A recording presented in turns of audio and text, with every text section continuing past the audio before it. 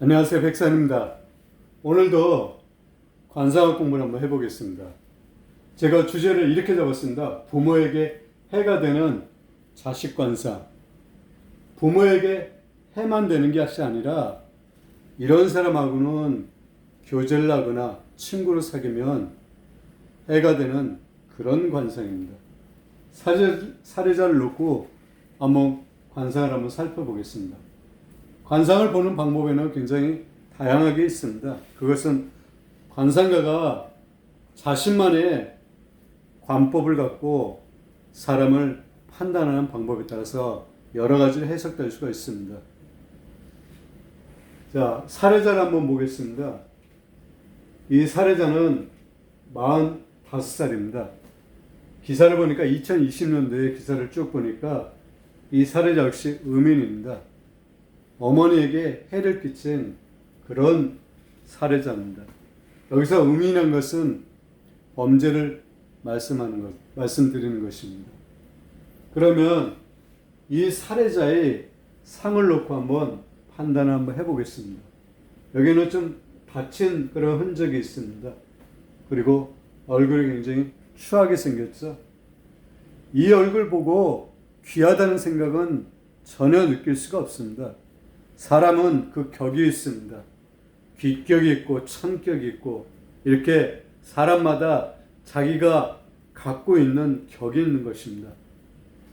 그러면 이런 얼굴은 부격이나 귀격에 들어가는 관상이 아닌 것입니다.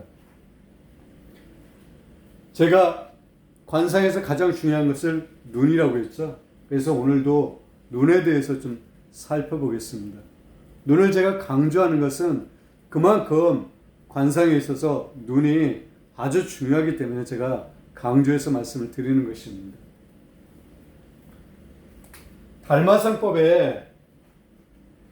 달마상법은 달마대사가 만들었습니다. 인도의 승려시죠. 그 달마상법에 비춰본다 그러면 우리 얼굴을 10점으로 점수를 매긴다면 눈이 5점이고 이마가 3점이고 나머지 귀, 코, 입이 2점에 해당된다고 했습니다. 그만큼 눈이 중요하고 이마가 중요하다는 것입니다. 눈하고 이마가 8점이나 점수를 차지하고 있습니다. 그래서 눈은 반드시 살피고 관상을 평해야 됩니다. 만약 눈을 보고 관상을 평하지 않는 것은 그것은 맞출 확률이 굉장히 떨어진다고 말씀을 드릴 수가 있습니다. 이 사례자의 눈을 한번 보십시오. 눈이 삼백안입니다. 제가 삼백안에 대해서는 영상을 올렸습니다. 그리고 유튜브에 보면 이 삼백안에 대해서 올라온 것이 굉장히 많이 있습니다. 삼백안이란 것은 세 군데가 흰자가 있다는 것입니다. 보통은 눈이 이렇게 있죠. 200안입니다. 여기 흰자, 여기 흰자. 그래서 일반적인 사람들의 눈은 200안입니다. 그런데 300안이란 것은 하나, 둘, 세 군데, 하나, 둘, 세 군데 이렇게 세 군데가 흰자가 보인다고 해서 300안이라고 합니다. 300안의 종류에는 하300안하고 상300안이 있습니다. 상300안은 이렇게 되어 있는 거죠. 위가 흰자가 이렇게 세 군데가 보인다는 것이고 하300안은 밑에 흰자가 세 군데가 보인다는 것입니다. 사례자는 하300안이죠. 300안이 반드시 나쁜 것은 아닙니다. 하지만 300안은 주의를 하셔야 됩니다. 전체적인 상이 떨어진 데서 300안인 경우는 반드시 흉한 일을 겪거나 문제를 일으킬 수 있는 그런 눈관상입니다. 여기 한번 보십시오. 상하불백 상백다 필간이라고 했습니다. 상하불백 상백다 필간이라고 했습니다. 눈은 상하로 흰자가 보이지 않아야 하며 상배간 위에가 흰자가 보이면 반드시 간교함이 많다고 그랬습니다. 이것은 어떤 눈이냐면 이런 눈이죠.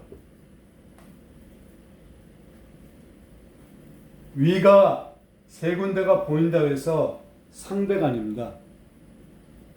이런 눈은 간교한 사람들 굉장히 많이 있습니다. 그래서 결코 좋은 눈이라고 할 수 없는 것이죠. 그리고 밑에 보면 하백다 필형이라고 했습니다. 하백 이런 눈이죠. 하삼백안이죠. 세 군데가 흰자가 보이는 것입니다. 하백다 필령 반드시 형벌을 당한다고 했습니다. 이 살해자의 눈이 여기에 해당되는 거죠. 하백다 필형이죠. 그리고 또 상법에 이렇게 나왔습니다. 택교 제한이란 말이 있습니다. 택교 제한이란 것은 택교란 것은 서로 사귄다는 것입니다. 친구를 사귄다는 그런 뜻이죠. 친구를 사귐에 있어서 교류함은 눈에 있다고 그랬습니다. 친구를 사귀는 사람을 보게 되면 눈을 반드시 살펴야 된다는 것이죠. 그래서 눈이 좋지 못하면 친구로 사귀면 좋지 못하다는 그런 뜻입니다. 이런 사람이 그러겠죠. 그리고 또 이런 말이 있습니다. 문기제한이란 말이 있습니다. 귀함을 물으려고 그러면 눈을 살펴라. 귀함을 물으면 눈에 있다. 그러니까 귀하고 귀하지 않는 것은 눈에 달려 있다는 뜻입니다. 눈 한번 보십시오. 눈이 귀한 눈이 아니죠. 그래서 눈이 귀한 눈이 아니기 때문에 이런 사람은 귀한 사람이 아닌 것입니다. 그리고 중요한 말이 있습니다. 여기 한번 보십시오.